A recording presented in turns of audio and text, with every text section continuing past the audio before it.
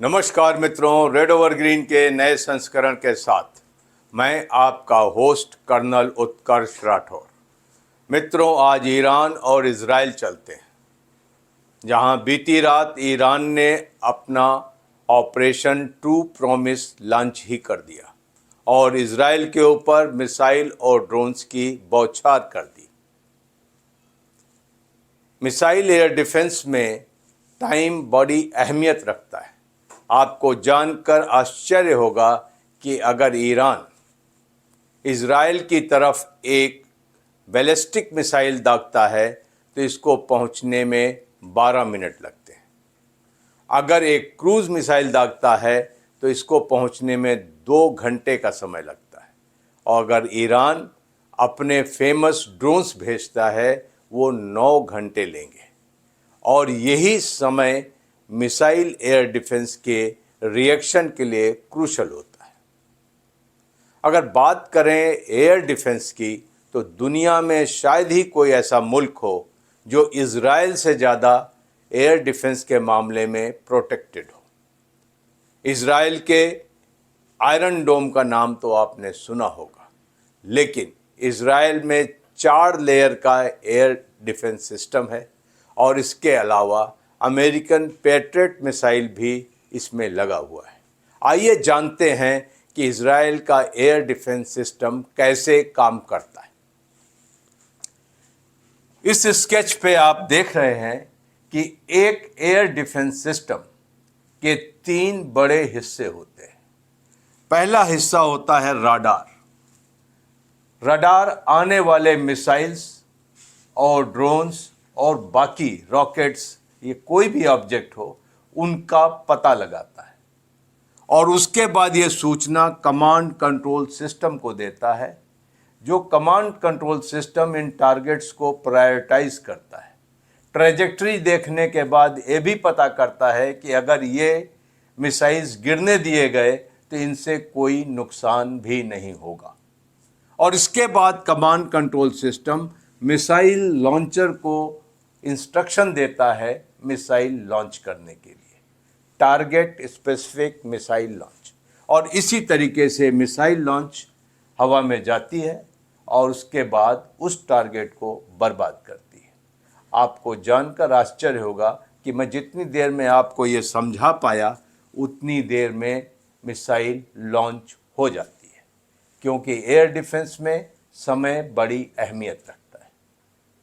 बात करते हैं इजराइल के एयर डिफेंस सिस्टम की, तो हमने आयरन डोम का नाम तो सुना हुआ। आयरन डोम टेयर में सबसे छोटा है और ये बेसिकली होम मेड रॉकेट्स की वजह से बनाया गया था। हमास और हिजबुल्लाह के रॉकेट्स से परेशान होकर इजराइल ने आयरन डोम का निर्माण किया और ये बहुत ही सक्सेसफुल रहा। ये short range rockets, motor bombs, artillery rockets और भी कोई प्रोजेक्टाइल जो इजराइल की तरफ दागा जाए उसमें आयरन डोम कर सकता है और 4 से 70 किलोमीटर की रेंज में आने वाला कोई भी प्रोजेक्टाइल इससे डील किया जा सकता है। 7 अक्टूबर के बाद इजराइल सक्सेसफुली अपनी तरफ आने वाले हमास और हिजबुल्लाह के रॉकेट्स को एक बड़ी हद तक निष्क्रिय करता आया है और आयरन डोम के बारे में लोग जानना चाहते हैं। दूसरी एयर डिफेंस प्रणाली है David sling. David old testament के एक नायक हैं और इजराइल के पहले राजा थे।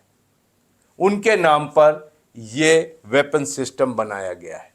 इसका मतलब होता है डेविड की गुलेल। और डेविड स्लिंग जो है वो medium to long range missiles को डील करता है।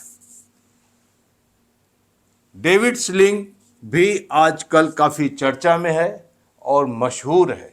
आपको याद होगा कि फिनलैंड ने David sling weapon system patriot के मुकाबले इजराइल से अभी खरीदा है।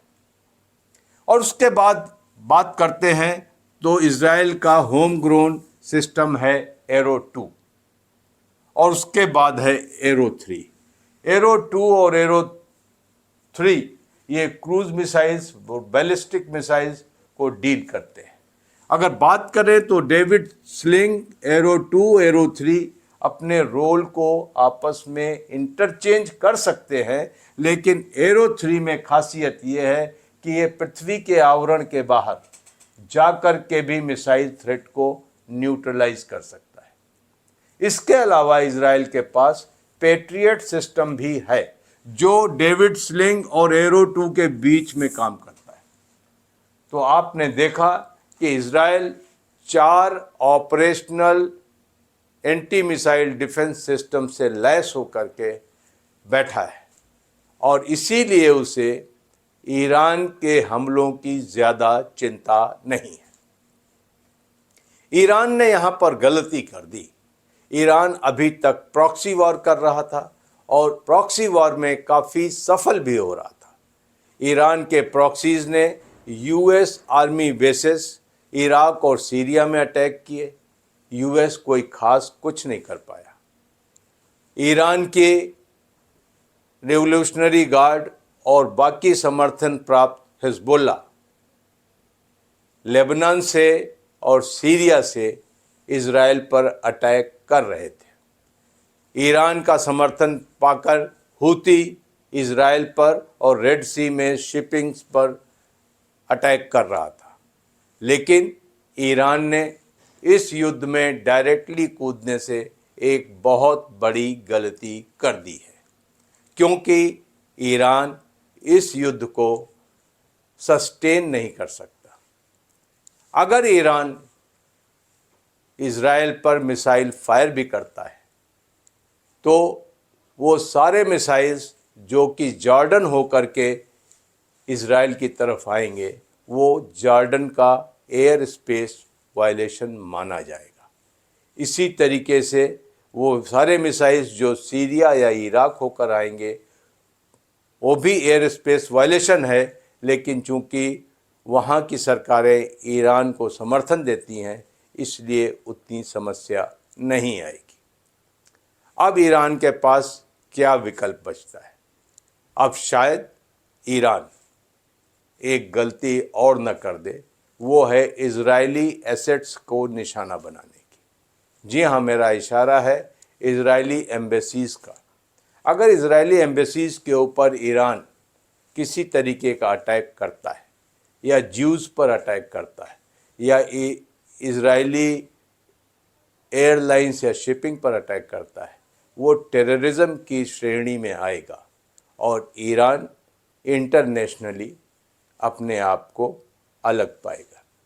लेकिन ईरान के इस हमले का सभी को इंतज़ार था और इजराइल ने इस हमले को सक्सेसफुली डील किया है और इसलिए डील किया है कि उसके पास एक इंटीग्रेटेड एयर डिफेंस सिस्टम है।